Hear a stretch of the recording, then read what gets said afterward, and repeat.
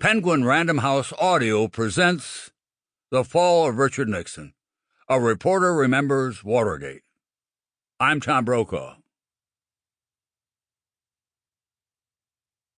To Meredith, always. Preface. Just inside the stately column building that houses the Richard M. Nixon Presidential Library near his boyhood home in Yorba Linda, California, there is a poster-size white-on-black greeting that asks the evocative question, who was Richard Nixon? From his humble beginnings until his death in 1994, Richard Nixon spent much of his life working and striving, rising and falling and rising again, and always daring greatly in whatever arena he entered. The legacy of Richard Nixon's 50 years in the arena, as Theodore Roosevelt called the political world, remains controversial. Was he a peacemaker or a warmonger? Did he bring the country together, or did he divide it? Did he leave the nation and the world a better place or not? The answers are far from simple. So, as you walk through these galleries, take a moment to step into a president's shoes, explore Richard Nixon's life and career from the inside, and come to your own conclusion. Decide for yourself. Who was Richard Nixon? That provocative invitation is not far from a stylish gallery recording Nixon's historic visit to China, alongside another that depicts his efforts to ease tensions with the Soviet Union. His bold and very controversial management of the Vietnam War receives dramatic attention. Then, in a separate corridor, oversized capital letters in bright red, Watergate, the scandal that brought him down, presented here in bold candor and unblinking detail. The last year of his presidency, from August 1973 to August 1974, was Richard Nixon's darkest, most indefensible time in the arena. I was White House correspondent for NBC News during that turbulent time, and recently I've been reflecting on the enduring lessons, high drama, and historic consequences of that fateful year. It is, if you will, a reporter's experience of Watergate, the final act. It is a mix of what I saw, experienced, and concluded as Watergate played out. But it is also a mix of what Bob Woodward and Carl Bernstein learned later in their superb book, The Final Days. Evan Thomas's post-Watergate reporting for Being Nixon, A Man Divided, was equally helpful and important. All of this was before electronic social media, before the reporting universe exploded into an expanding mass of fact, speculation, propaganda, and artifice. It is one reporter's personal recollection of a time of great consequence for the nation and for a man who, even in death, provokes the question, who was Richard Nixon? Introduction. This is how the presidential world of Richard Nixon ends. On July 24, 1974, the president is holed up in San Clemente, California, at La Casa Pacifica, his grand seaside mansion. It is less than an hour south of the president's very modest childhood home in Yorba Linda, the working-class community where he grew up as a bright, awkward, and ambitious child in a Quaker household largely bereft of familial affection. On this sunny day in late July, the White House press corps is housed in the commodious Surf and Sand, a pricey oceanfront hotel in Laguna Beach. The bucolic setting and sybaritic life in the bar and on the beach make for an unlikely setting in which to deal with the serious issues that brought us here. As a member of that White House appendage, I'm hanging out with my colleagues in a makeshift communications office attached to the hotel. We are awaiting a routine daily briefing from the White House press office on the president's schedule. But our attention is focused on a stately building 2 miles east of the White House in the nation's capital, the U.S. Supreme Court.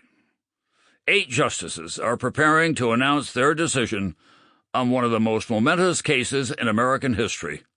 A 9th, Justice William Rehnquist, has recused himself because he was an assistant attorney general during Nixon's first term.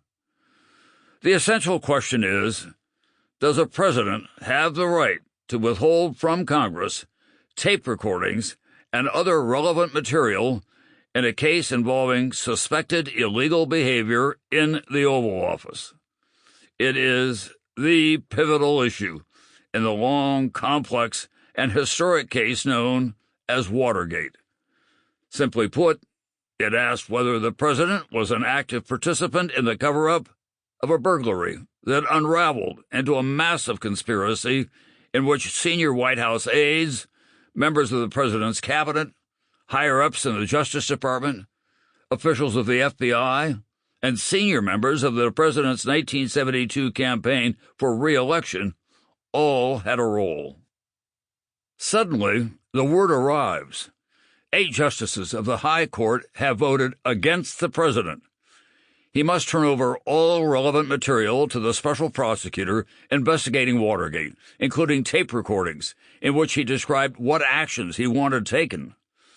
Finally, Congress, and just as important, the American people, will hear in his own voice just what the president wanted. Despite the presidential resistance to the long line of testimony, leaks, and circumstantial evidence leading to this moment, it appears that Mr. Nixon has hit the wall. From outside the press office, I spot James St. Clair, a preeminent Boston lawyer who felt it his civic and legal duty to represent the president in this closing phase. St. Clair is leaning against the rail on a second-story balcony, serenely scanning the fair skies. Any comment, Mr. St. Clair? It's a beautiful day, Mr. Brokaw. Smile. We are at a signature moment. The judicial branch has just delivered what will amount to a political death sentence to a sitting president. As presidential power has evolved over the course of American history, the presidency has been the most powerful of the 3 branches of government, with the chief executive exercising wide-ranging authority in domestic and foreign initiatives. That political reality was Richard Nixon's primary defense in the long list of legal challenges to his behavior. The Supreme Court's unanimous decision is now a reminder of the Founding Fathers' wise decision to construct a legal system as a check on political assumption. In less than 2 years from his landslide re-election, tough on crime, Richard Milhouse Nixon is on the cusp of being forced from office.